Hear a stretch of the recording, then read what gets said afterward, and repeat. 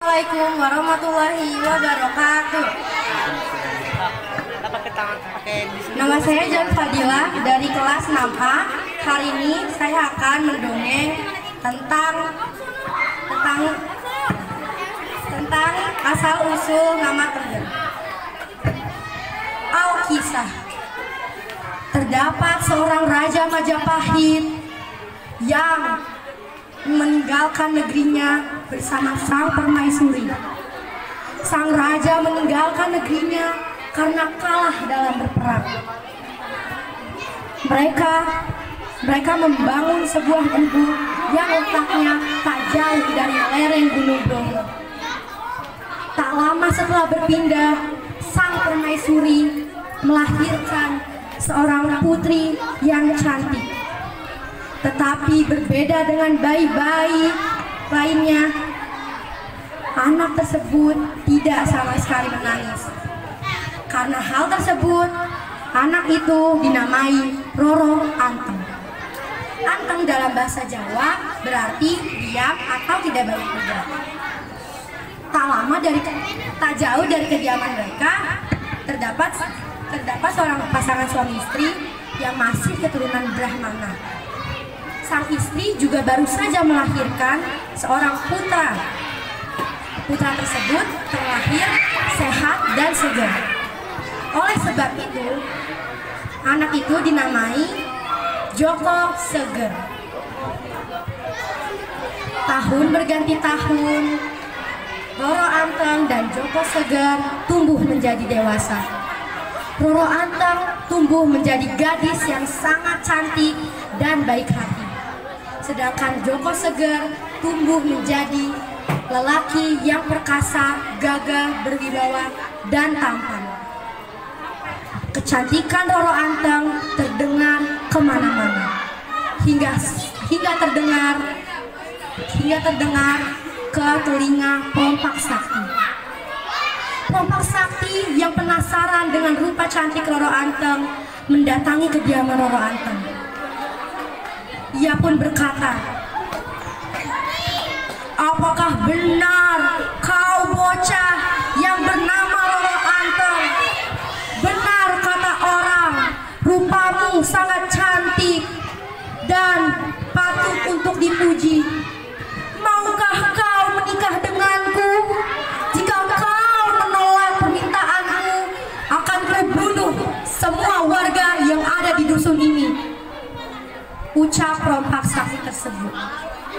Lalu Roro Anteng menjawab dengan tenang,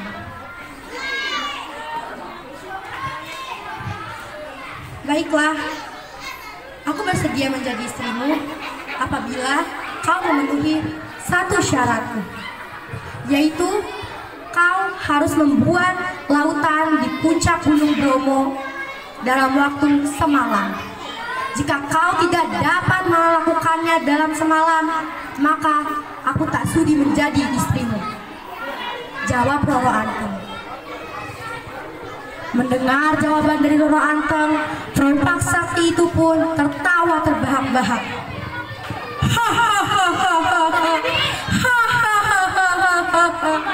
"Jawabanmu sangat bagus, Cak Ayu. Baiklah, aku akan memenuhi satu syaratmu itu. Maka kita akan berbulan madu di atas kapal.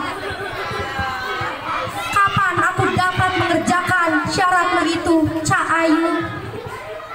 Roro Anteng pun menjawab, "Kau dapat mengerjakannya 2 hari lagi, dengan syarat harus memulainya pada saat matahari terbenam dan harus selesai pada saat sebelum matahari terbit. Jika kau tidak menyelesaikannya sebelum matahari terbit, maka aku tidak sudi menjadi istrimu," jawaban Roro Anteng. 2 hari pun berlalu. Di sore hari, Pompak Sakti itu mendatangi puncak Gunung Bromo dengan membawa batok kelapa. Dengan batok kelapa itu, Pompak Sakti meminta kekuatan kepada penguasa kegelapan. Wahai penguasa kegelapan, berikanlah aku kekuatan. Jadikanlah aku raksasa. Jadikanlah batok ini pula menjadi besar. Mohon perompak sakti tersebut pada penguasa kegelapan. Tak lama setelah itu, perompak sakti itu berubah menjadi raksasa, disusul dengan batok kelapa yang juga menjadi besar. Karena sudah memiliki tubuh yang besar serta batok kelapa yang juga menjadi besar, pekerjaan perompak sakti itu menjadi lebih ringan. Setelah beberapa lama mengerjakan, perompak sakti itu dapat menghasilkan lubang lautan. Pekerjaannya hanya tinggal mengisi lubang lautan itu dengan air. Roro Anteng yang melihat itu dari kejauhan merasa ketakutan dan merasa bingung. Lalu ia berkata, "Duh Gusti, gimana nih? Aku gak mungkin menjadi istri seorang perompak sakti. Aku gak mau. Gimana ini?" Lalu Roro Anteng memohon petunjuk kepada Sang Kuasa. Wahai Engkau Sang Hyang Widi, tolonglah hamba. Roro Anteng kemudian mengumpulkan seluruh wanita yang ada di desanya. Lalu mereka mengumpulkan tumpukan ilalang dan lesung, serta mencari daun kering untuk dibakar.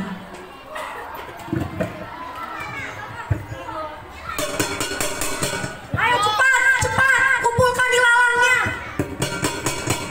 Cepat, cari lesung dan alungnya. Ayo cepat, cari daun keringnya. Setelah itu, api pun menyala. Berkat ilalang dan daun kering yang dibakar. Dengan bantuan lesung dan alung, ayam-ayam pun berkokok bersaut-sautan.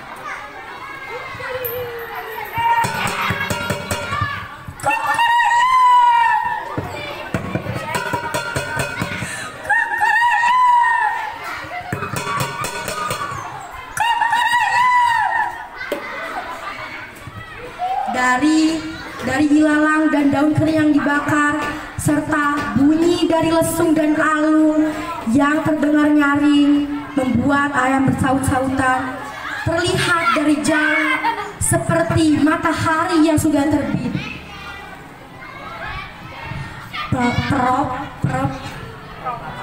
Perompak sakti tersebut yang melihat itu sangat amat marah dan membanting batok kelapa yang dipegangnya.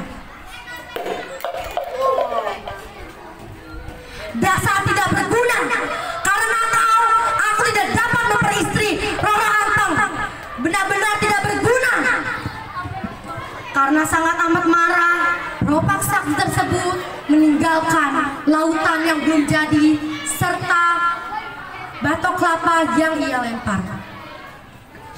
Namun dengan ajaib, batok kelapa yang ia lempar berubah menjadi gunung yang sampai saat ini dikenal sebagai Gunung Batok.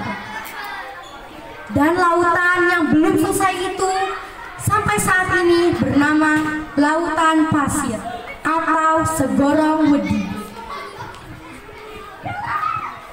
Akhir dari cerita ini adalah Roro Anteng yang menikah dengan Joko Seger dan hidup bahagia serta mendirikan dusun yang baru.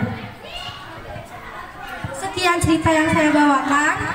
Pesan moral yang ada di cerita ini adalah percayalah atas kuasa yang maha kuasa dan ikutilah jalan yang lurus, serta ambillah keputusan yang dapat menguntungkan diri sendiri serta orang lain. Sekian doa dari saya. Wassalamualaikum warahmatullahi wabarakatuh.